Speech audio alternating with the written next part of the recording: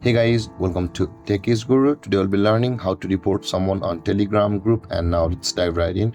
Now to report someone on Telegram group, first open up your Telegram app guys, and after opening a Telegram guys, open the group on which you want to report a certain person.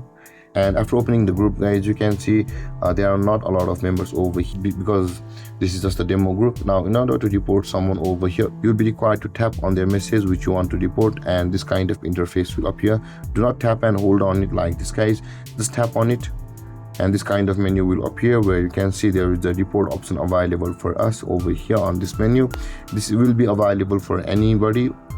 Tap on it and this box will appear and you will be able to tap on report, and this kind of interface will appear where you will be able to report any kind of subject from over here. Let's tap on other for a demo purpose, and you will be able to write some additional details over here. You can report anything from that list over here. This is a demo report, so I'll not be writing many things over here.